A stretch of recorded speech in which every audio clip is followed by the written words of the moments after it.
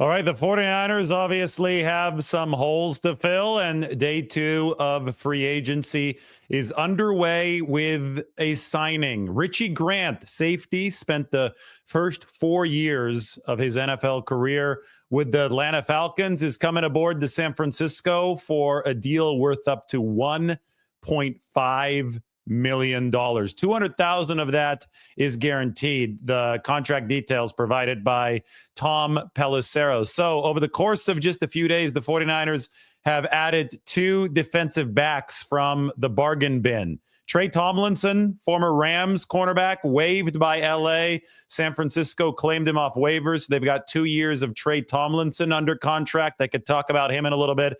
But right now, they have Richie Grant at a little bit of higher price tag, but not too far above the veteran minimum. Grant was a former second-round pick out of Central Florida. Did not start last year for the Atlanta Falcons. That's why the 49ers are able to get him at this low price tag, $1.5 million. But at one point, he was a starter, and he's versatile. He could play safety. He has played at the slot before, and he's played a lot in the box. When you look at Richie Grant's athletic profile, you will see that there is good short area quickness. The 3-cone drill coming out of the draft in 2021, the broad jump, that's good explosion in a short area coming out of the draft in 2021. Those are 84th and 90th percentile respectively.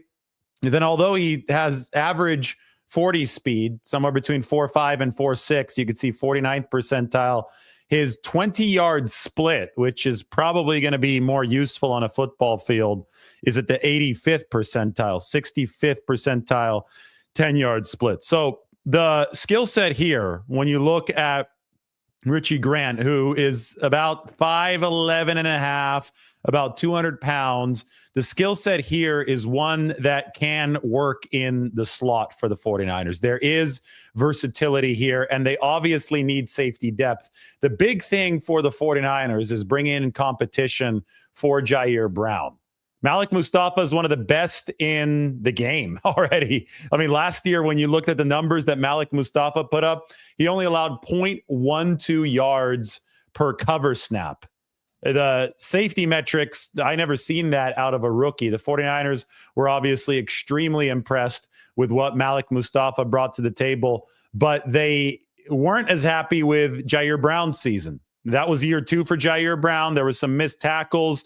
I think that the 49ers can use a little bit more range in that back safety position. I know that the safeties are interchangeable, and I think that helps the schematic prowess of what the 49ers are doing. If you could have one in the box and one back playing that single high cover 3 look for San Francisco. But Jair Brown's weakness coming out of college at Penn State was that he didn't run a very fast 40. The burst wasn't excellent. He was more of an instinctive player. He had all those interceptions at Penn State. Obviously, he's got a couple with the 49ers right now. But at the very least, the 49ers need to build some competition on the back end, given how that went last year. And they wanted to add a veteran last offseason, but they just couldn't find anybody in their price point. Rayshawn Jenkins and Julian Blackmon, both of whom are free agents, visited the 49ers, but both of those guys signed for more than $6 million a year. So if you add a player at that price, he's a relative shoe-in to be a starter. But if you can add a player at $1.5 million, like the 49ers just added Richie Grant, that's what you expect to be competition. And I think they probably told Julian Blackmon and Rayshawn Jenkins last year that they would compete. And I think Rayshawn Jenkins came out and said California income tax was the difference for him. He went to the state of Washington with the Seahawks, where there is no state income tax. But I'm guessing they told both of those guys that they'd be in competition. The 49ers were expecting to return Talanoa Hufanga at some point. And obviously, Malik Mustafa was coming on as a rookie. Jair Brown was entering his second year. So the picture looked quite a bit different because Mustafa hadn't established himself.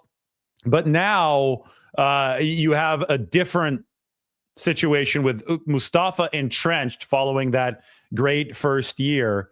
And you've got Jair Brown in this state of flux entering year 3. So there's a clear opportunity for somebody to push Jair Brown. No Talanoa Hufanga in the building. And at $1.5 million, you could find a player like Richie Grant, who not only can fill a safety need, but also from a depth perspective can fill the slot cornerback need. And as safety for the 49ers, you have to be able to play up top and in the box. Danny G just tweeted. Danny G's a great account on Twitter. Maybe a poor man's Jimmy Ward could be a way to look at this. Again, we can go to the athletic profile, and it is not blazing 4.3 speed. This is not a superstar player, but this is somebody who has good short area quickness, who has played in the slot, who has played in the box, who has played up top at that safety position. And, maybe just as important as everything else, has 346 special team snaps under his belt from last year. And the 49ers are definitely looking to bolster special teams, given what a train wreck that phase of the game was in 2024. When I open up the roster to illustrate where exactly Richie Grant will fit, I can show you some of the versatile ideas that the 49ers might have in this situation. Mustafa and Brown at the top of the safety pecking order, Richie Grant competing with Brown, but you can also see Richie Grant in probably a backup nickelback spot for the 49ers. One thing the Falcons did with him last year was blitz a lot. He's been asked to blitz about 50 or 60 times over the course of the past 2 or 3 seasons, which is a lot. Which goes to show you they can play that slot position. K'Wan Williams, they called him the shark, right, for the 49ers, playing that slot cornerback position. And timing those blitzes is extremely difficult. It's a timing thing, but it's also a physicality thing because you're playing closer to the box.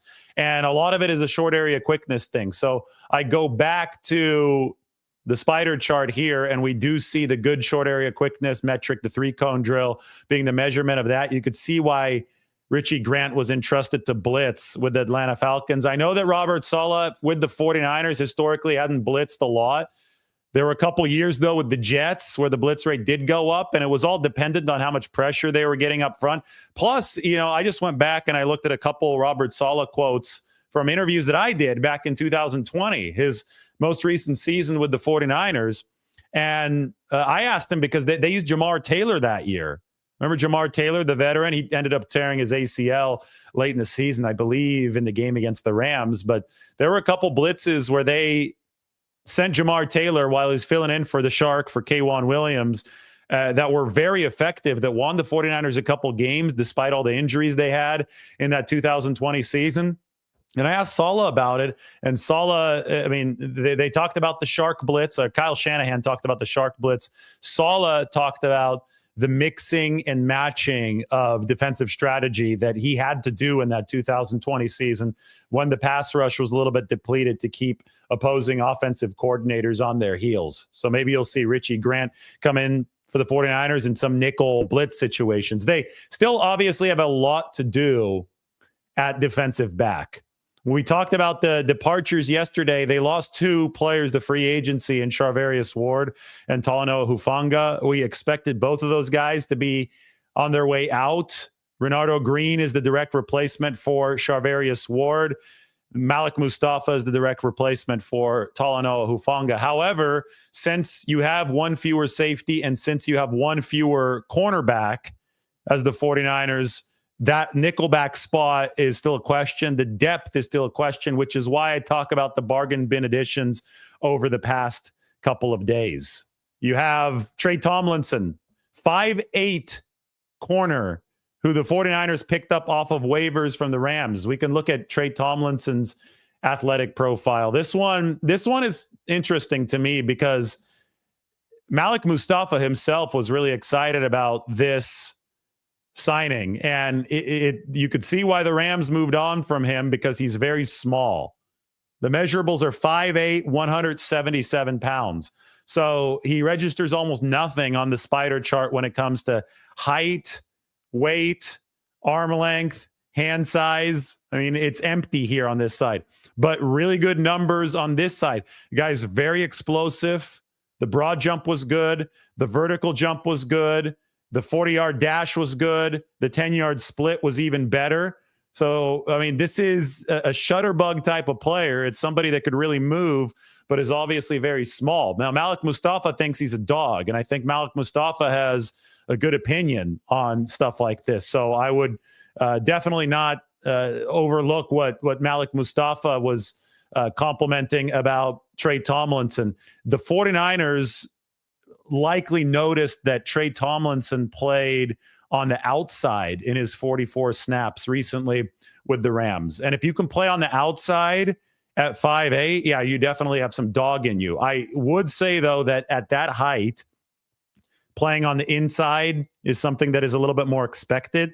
The point I've made over the course of the past few weeks, especially as I've constructed the 49ers roster builder for you guys, is that it's become more and more interchangeable in the league, right? Outside cornerback, inside cornerback. Cooper Kupp, who's about to become available because I think the Rams aren't going to be able to trade him. By the way, we'll see if the 49ers go after Cooper Kupp. That's going to be fascinating. But Cooper Kupp, when he put together that historic 2021 season, lined up as a inside slot receiver more often than he lined up as an outside wide receiver. And the obvious mismatch created there is that if your best cornerbacks are playing on the outside and the best receiver, in this case 2021 Cooper Kupp, lines up on the inside, your best cornerback is not going to be covering your best receiver. So I think that this delineation between outside cornerback and slot cornerback hasn't made a whole lot of sense since receivers are no longer constrained to the outside or the inside. It's all become more versatile. You're going to want somebody who can actually move inside to cover some of the best wideouts in the game when they are lined up as inside wide receivers. So Deommodore Lenoir is doing that. The 49ers cross-trained Renardo Green to be a nickelback first and an outside cornerback second. And as they continue to fill out this DB room, you could see that commonality between the two latest additions. Trey Tomlinson the other day, of course, you think of him as a slot guy first at 5'8", but he's light too. So there's a lot of physicality that he's got to deal with in that part of the field. But of course you think of him as that, but it's funny that his only NFL snaps have come on the outside. And Richie Grant, even though you talk about him as a safety, he has played some slot. There are a few dozen snaps of slot coverage that Richie Grant has brought in his career. And that, of course, is the Jimmy Ward special. That's why we heard Danny G say, hey, maybe this guy can be a poor man's Jimmy Ward. The 49ers have done a good job developing some of these defensive backs. I mean, you could start with Deommodore Lenoir, continue with what Renardo Green did over the course of last year, move on to the safety room. Malik Mustafa, what a first year for him. They obviously developed Talanoa Hufanga. I think that John Lynch is a good eye for safety play for obvious reasons, because this is a Hall of Fame safety in his own right. And I would trust John Lynch as far as safety evaluations, especially when they're signing him in free agency. You know, somebody who was really good for the 49ers for a couple of years, they even brought back for a third year last season, was Tashawn Gibson Sr. He's obviously, 34 years old now at this point, maybe going on 35 this next year. So Tashawn Gibson is not somebody high up on the 49ers wish list. I think they want to go younger in this case. But it is worth noting that John Lynch has successfully gone to the bargain bin pile of safeties. Tashawn Gibson was on it, and he's successfully done that. Now, 27 years old, that's Richie Grant, so he's significantly younger as the 49ers look to spruce up the depth of that safety position. Rayshon Jenkins, who visited the 49ers last year for comparison, is 31. So the 49ers go 4 years younger to Richie Grant. Julian Blackmon, who played under Gus Bradley, who's now on the 49ers staff, that he's going to be more expensive. Julian Blackmon is only 26 years old. That's somebody who the 49ers hosted last year. But Blackmon is obviously going to come in at a higher price point. And when you look at what the 49ers have done here, they get Richie Grant for a relatively negligible price of $1.5 million. Now, we can focus on the bargain bin signings all we want, but the 49ers still have big needs at both linebacker and defensive tackle. And we're still on Joey Bosa watch. Mike Silver yesterday reported that Bosa has been offered by both the 49ers and the Chargers on deals that would not even reach $10 million annually, which I guess we can go back to a bargain bin talk in that situation.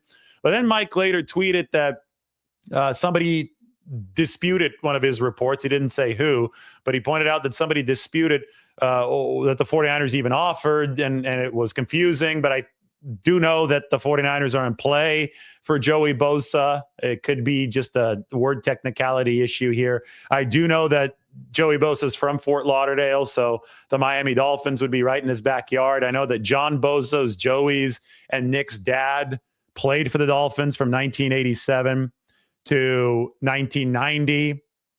I look at, obviously, we talk about California with the state income tax, Florida without a state income tax. Is this relevant for Joey Bosa? We're not sure. We do know that the family connection, though, is relevant, and the family connection involves the link to Nick Bosa on the 49ers. The last time that Joey and Nick were on the same team was at St. Thomas Aquinas High School in Fort Lauderdale, not far from where the Miami Dolphins play at Hard Rock Stadium. Nick was a freshman. Joey was a senior. St. Thomas Aquinas won the Florida State Championship. So we'll see what happens next on that front. But I think that the linebacker and defensive tackle positions are the ones with the biggest gaps right now, as you can see on the roster. Following the departures yesterday, and I guess the day before that, the 49ers are planning to either trade or release Malik Collins. If they're able to trade him, then they'll get a 7th-round pick, maybe a future 7 in return. But in all likelihood, they'll just release Malik Collins. That's a starting defensive tackle. He was the replacement for Eric Armstead. Obviously, Armstead no longer on the team. So you're looking at this defensive tackle spot, and you say, who can fill it? I think today is a day where the 49ers might be able to find some value in free agency that they did not used to have. Like on Monday, that value was definitely not there. So maybe you look at somebody like Dalvin Tomlinson, who's played in the wide 9, released by Cleveland. Dalvin Tomlinson, that's so important because the defensive tackles are going to have to command a lot more space in the wide 9 than in other schemes. That's a big reason why the 49ers have struggled to stop the run, because there's more on the defensive tackles. And if you don't have 4 Ferraris up there on the defensive line, when the spacing is so much bigger in between each of the defensive linemen, well, then you're going to run into problems. If you don't have the linebackers to fill the gaps behind those defensive linemen who are elongated in the wide 9, then you're going to have some problems. So linebacker and defensive tackle are still massive needs for the 49ers so that they can improve the run defense that has, in fact, been terrible over the course of the past 2 seasons. It's something that like nobody wanted to listen to for whatever reason. There's so much bias when it comes to covering the 49ers because people just want to follow their own agendas and create their own narratives. So they stop looking at a lot of the facts.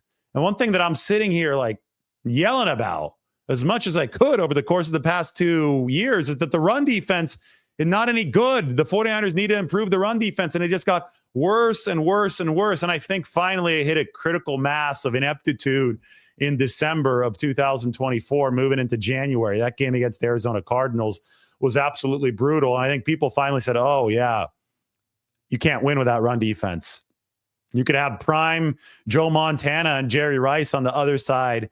But if the 49ers have been playing run defense as bad as the 2024 team throughout the 1980s, they would not have won a single Super Bowl. Like it just wouldn't have been possible. They might have had some losing records thrown in there because if you can't stop the run, you're not going to have any fun. I know that rhyme goes, but if you can't stop the run, you're going to completely lose control of game flow. It's going to be brutal. It's going to be ugly. You can't have a grip on the game if the other team is running for 4 to 5 yards a carry consistently. And the 49ers had a run defense that I think was even worse than that in 2024. So that's, I wrote this piece on Robert Saleh when the 49ers brought him back. This is already a month and a half ago or so. And the first thing that I included was this: a look at the 49ers defense throughout the years. Blue is good, red is bad. And we could focus in on the bottom and the very poor run defense that the 49ers were delivering over the course of the past 2 seasons. Just look at that attrition for the 49ers. This explains why they moved on from Malik Collins, even though he's a good pass rusher. His PFF grade against the run was like 42.8. This shows us where they're likely to head. And I think somebody like Dalvin Tomlinson is still a very good defensive tackle against the run. He's been a run stuffing specialist over the course of his career. He hit his prime with the New York Giants, but he can play the run out of the wide 9, which is what he's done with the Cleveland Browns. So that's a name you have to look out for. You absolutely must consider that this NFL draft features a lot of talent at defensive tackle. And of course, that is where the 49ers happen to be particularly talent deficient right now. If you look at that DT spot, I even have an empty role in the 3 technique position for the 49ers. So who are they going to find to fill this void? Are they going to make any other cuts? I think that if they do get Joey Bosa, that's going to help against the run. Joey would pair with Leonard Floyd, and it'd be a tag team kind of situation with Joey and Leonard Floyd. Joey, run guy, Leonard Floyd, pass rushing specialist. I do wonder if they move on from Jordan Elliott or if they keep him around for a second year. I know they only kept Malik Collins for 1. I think it might depend on how many defensive tackles they acquire, both in free agency and then in the NFL draft. It's really hard to predict how the draft is going to go. We're still about a month and a half out, but I do know that 41 defensive tackles got added, got invited to the NFL Combine this past year. And when you've got that many defensive tackles invited to the Combine, it was 41 this year versus 25 last season. There's going to be talent available to be had beyond the first round, even beyond the second round in the NFL draft. And I think defensive tackle seems like a premium position. The Minnesota Vikings are closing in on signing Javon Hargrave. Mike, do we have Hargrave numbers yet? Has that been official? I know that the Vikings, they're adding Jonathan Allen for $20 million a year. So that's off the table for the 49ers. Jonathan Allen was somebody who was under contract for $16.5 million with the Washington Commanders. The 49ers were interested in picking him up via trade when they were sending Deebo Samuel that way. And then they said, wait, Jonathan Allen's play has really regressed over the past couple seasons. Not very good against the run. We don't want to pay $16.5 million. So they said no player for player swap with Deebo Samuel. So the Commanders couldn't find a trade partner at that price. So they released him. And then the Vikings turned around and signed Jonathan Allen to more than he was making on the final year of his deal with Washington. So Allen at age 30 is going to be making $20 million a year. That's a really big contract. It shows you that this defensive tackle market might be overheating. Javon Hargrave, by the way, this is a technicality. Mike corrects me on this. He hadn't been officially released because the 49ers are going to release him with a post-June 1st designation, and you have to wait until the start of the new league year. The 49ers are allowing him to talk to other teams in all likelihood, but he hasn't been officially released. So we probably will not see numbers for Javon Hargrave and the Vikings, even if that's something that has been agreed to with a handshake, until tomorrow, because we're still in the legal tampering window. And tomorrow is when the new league year starts. When that new league year starts, the 49ers will release Javon Hargrave. Post-June 1st designation will push the dead money hit, most of it back into 2026. $40 million in cap money saved for the 49ers over 2025 and 2026. And Hargrave's departure to Minnesota will actually put the Vikings on an old guy timeline. Jonathan Allen, wrong side of 30. And if Hargrave does finalize the deal with the Vikings, he's going to be on the wrong side of 30. To me, the Vikings are setting this up for a run with Aaron Rodgers, because Hargrave doesn't have that much left in him. Jonathan Allen, I don't think, has all that much left in him. So the Vikings are stacking up on these veterans.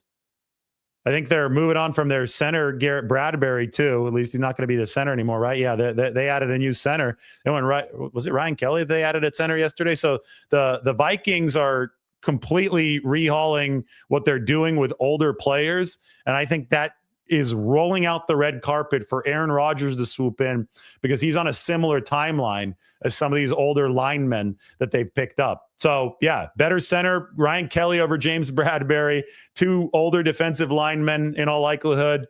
with Jonathan Allen and Javon Hargrave. They added Will Freeze, the guard. They added Isaiah Rodgers, the cornerback. So they're being aggressive with these veterans in free agency. I really think that the Brett Favre arc is meant to be. And the Brett Favre arc is obviously Packers, Jets, Vikings. So far for Aaron Rodgers, Packers, Jets, the Vikings are rolling out the red carpet in that situation. Meanwhile, though, the 40 and another guy that might be available, or I think is available because of a release or will be tomorrow, Larry Ogunjobi. Ogunjobi is another solid defensive tackle, good veteran pedigree. 49ers with the holes at defensive tackle right now, I think are in prime position to add a veteran and add rookies, or add a couple veterans, add a rookie through the NFL draft. I think it's a good year for that. And, the general way to look at this, a lot of people freak out and they're like, oh my God, the roster is devoid of talent. First off, it's not. But when you're the 49ers, when you strip things down to the studs, the very foundation of this are the best players at each position group. And as long as you maintain a pillar at each position group to lead the way at each group, you're going to be able to perpetuate team culture moving forward, and you're going to be able to create that young, cost-efficient roster. You just have to have guys carrying the torch at each individual spot. So obviously a quarterback, they have Brock Purdy. They're going to have to bring in depth there. We expect Jameis Winston could be a possibility. We know that they have Christian McCaffrey at the running back position. They also have depth on top of McCaffrey with Garendo and Patrick Taylor re-signing with the team yesterday. At wide receiver, I think Jawan Jennings is an absolute pillar.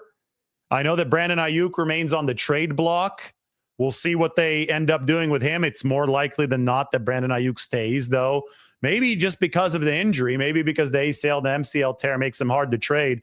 But he's in that room, and the 49ers, if he stays with this team, will be counting on him for some leadership. But they definitely have some with Jawan Jennings, and they have the young guy Ricky Pearsall coming from his rookie season into year number 2. Tight end, obviously, as George Kittle as a pillar. They added Luke Farrell there yesterday as tight end 2. Offensive line as Trent Williams as the veteran pillar. Defensive end has Nick Bosa as the veteran pillar. And at tackle, that's where you need to add another veteran pillar. That's why I think that tackle is going to be something they look at. I think Dalvin Tomlinson, again, would look really good on this team. But we'll see if the 49ers find any better value in free agency. Linebackers got Fred Warner as the leader. And the defensive backfield's got 2 guys, but Deommodore Lenoir has a big contract, and Malik Mustafa has a big contract as well. So the 49ers are in a spot where they still have the pillars of this roster. It's about populating the spots around them,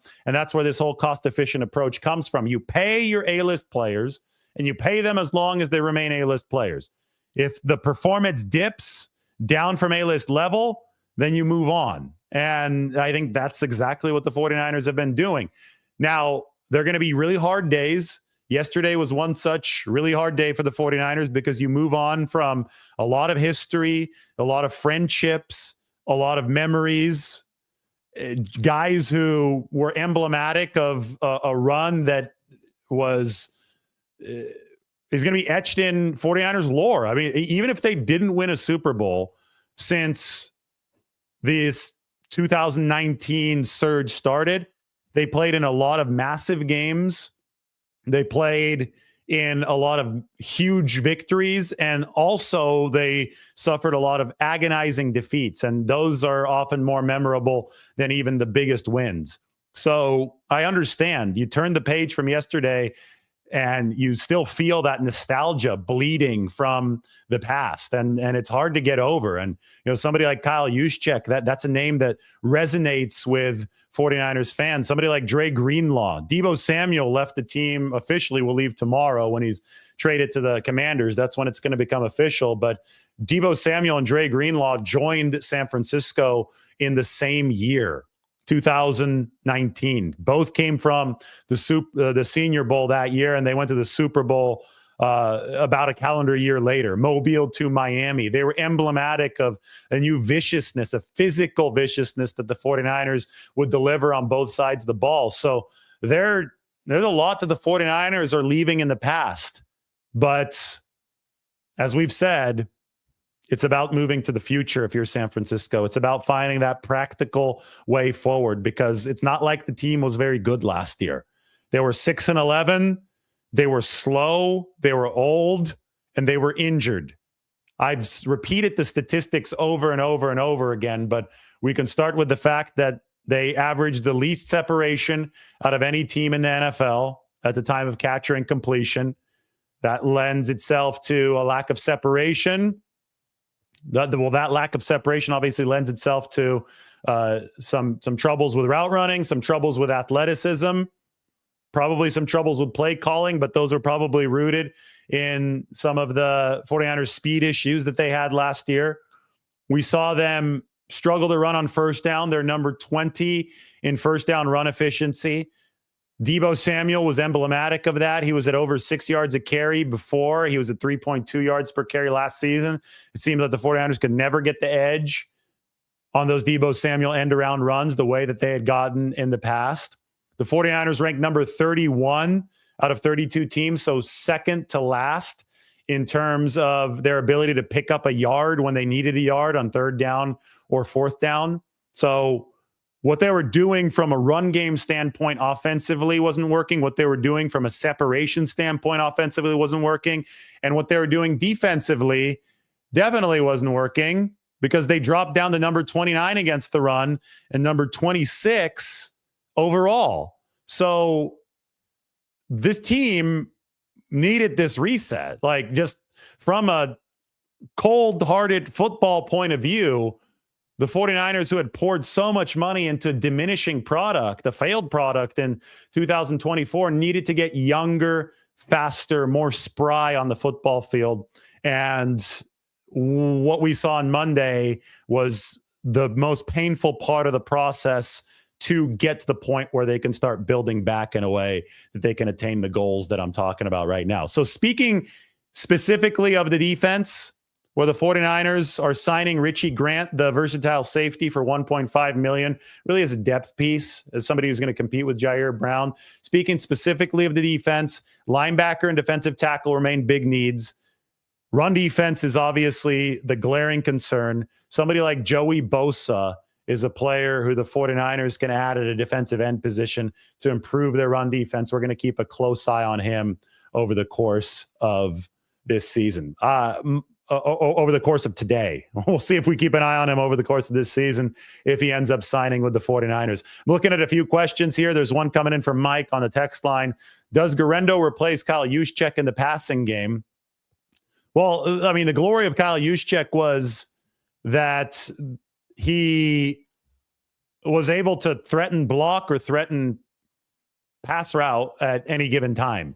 So you don't just put a guy in to run a pass pattern, because then everybody knows that he's running a pass pattern. You just don't just put a guy in to block, because then everybody knows that he's blocking. You have adaptable players who could do either or, and that means that the defense is unsure of what's coming. So if Isaac Guerendo shows that he can block at 50% of the level that Kyle Juszczyk showed that he could block, then yes, he could be Juszczyk's replacement in the pass game. But the 49ers can't run the same stuff that they did with Juszczyk with Isaac Guerendo if he doesn't present the same blocking threat. And Guerendo, he might be 220, but he's still significantly lighter than Kyle Juszczyk, so I highly doubt that he's going to be the same type of blocker.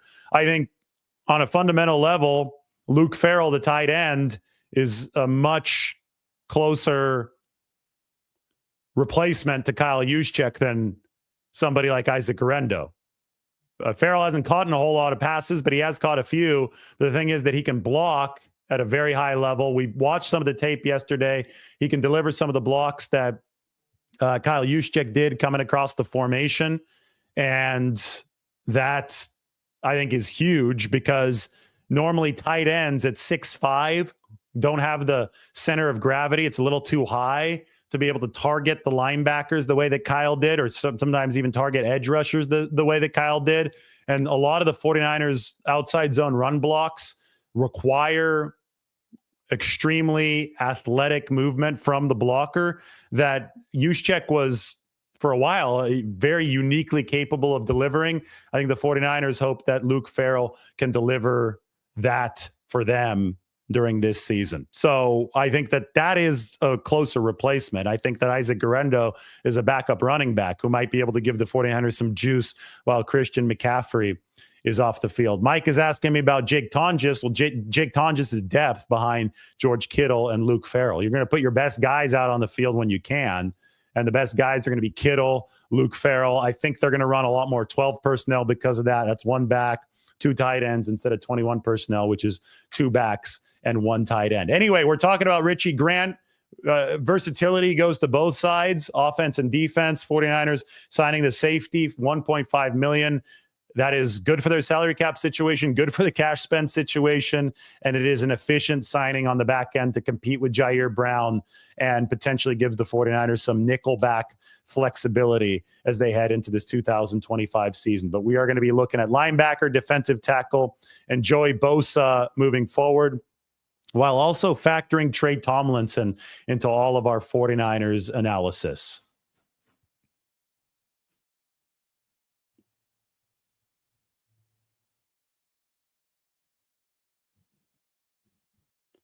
Yes, he does have special teams versatility. 364 snaps last year on special teams for Richie Grant, which was actually the highest total of his 4 years with the Falcons. So I'm sure that Brant Boyer, 49ers new special teams coordinator, has seen Richie Grant. He's got quick, short area movement ability, and I think that could come handy on some of the coverage units for the 49ers. Mike points out that Jake Tonjes also has some experience at fullback. Well, so assuming the 49ers don't bring in a fullback to replace Kyle Juszczyk, which I think is almost certain, there's only like 6 dedicated fullbacks in the league, and Juszczyk is the best of them. They're going to have tight ends replicate that duty. So you had Ross Dwelly play fullback when Kyle Juszczyk was hurt in recent years. I just showed you guys all the tape the other day of Luke Farrell delivering blocks like Kyle Juszczyk, and Jake Tonjes played that fullback position in training camp last year. So he is somebody that can also reprise that role if needed, but nobody's going to do it like Kyle Juszczyk did it, because Juszczyk is 6'2". He's got the lower center of gravity. It's easier to move some of these defenders. It's easier to get the angles at that lower height. The 6'5" tight end, he's better at exterior blocking, right? That's why tackles are typically taller than guards. Tackles are blocking on the exterior, guards are blocking on the interior. But there's not a black and white delineation between what blocks different heights can do. There's crossover, right? And you want to find the adaptable type of blocker and player who can do both, but they're obviously going to specialize in one over the other. So that's why you're going to run more 12 personnel instead of 21 personnel. You can still run 21 with Guerrero and with Christian McCaffrey, but that's a different type of 21 personnel than Christian McCaffrey and Kyle Juszczyk. That's a much more explosive 21 look, but I don't think the blocking is going to be as good. So there's, as you can tell, there's like 18 different permutations here. And the more adaptable players you have, the more permutations you have, and the more you can keep opposing defenses on their heels. Quinn asks, why is David incapable of saying something negative? Quinn, I have to ask you, why are you incapable of understanding the English language? You can look here. I just got done eviscerating the 49ers defense for being terrible against the run and pretty bad overall. But apparently, since you don't speak or understand English, you'll continue to ask stupid questions. Let's move on to a better one.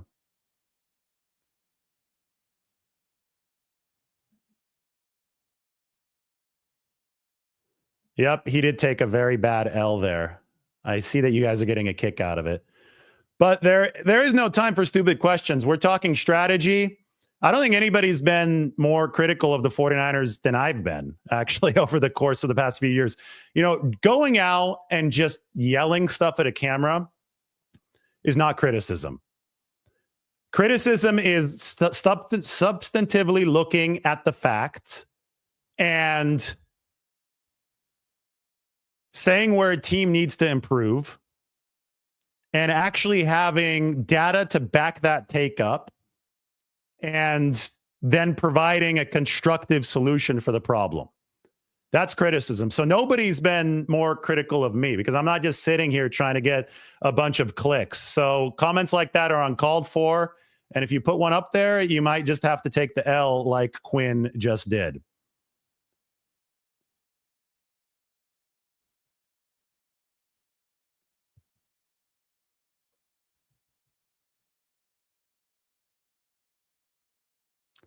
James asks, who are some younger players who can step up and win a starting spot this season? We're going to go to the roster. This is a good one to illustrate. I am intrigued, for one, by Trey Tomlinson. I don't know if he can win a starting spot, but anybody who has Malik Mustafa's seal of approval, thumbs up there. Darrell Luter Jr. is going to be really interesting. He's going to have an opportunity to compete for one of the 3 cornerback spots. They really liked him in training camp. And I know he's had a couple of special teams gaffes for the 49ers, but we haven't seen him at DB. D. Winters has an opportunity to rise up and become a starting linebacker, the linebacker 2 spot. I think that's a position of need. I don't know if you can put all your chips on the table with D. Winters, but there is potential there. I keep on talking about the time that they covered DK Metcalf with D. Winters last year successfully on that early play against the Seattle Seahawks.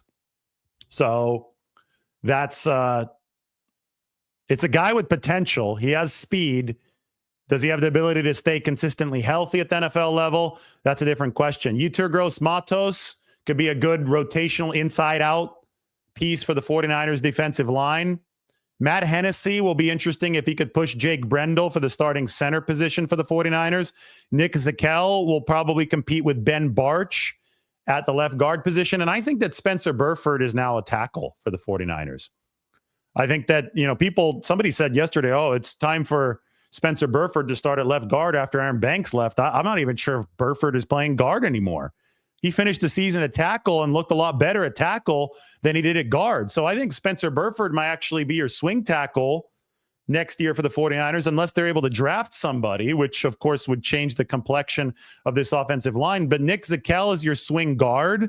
Matt Hennessy, right now, your backup center who can compete with Jake Brendel. And Spencer Burford, at this moment after Jalen Moore signed elsewhere, is your swing tackle, with Ben Barch projected to be your starting left guard for the 49ers. So he's a riser. He's still a younger player as well for the 49ers. And obviously Jacob Cowing in that receiving room with Isaac Guerendo at running back. So that's a lot of names. I think that answered your question.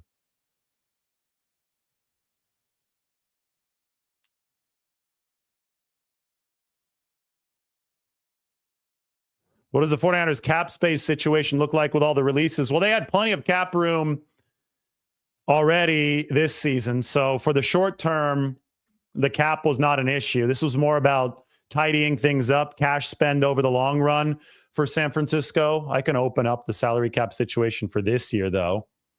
You would still like to see it. I haven't updated this one yet. I still have to get to some of the numbers.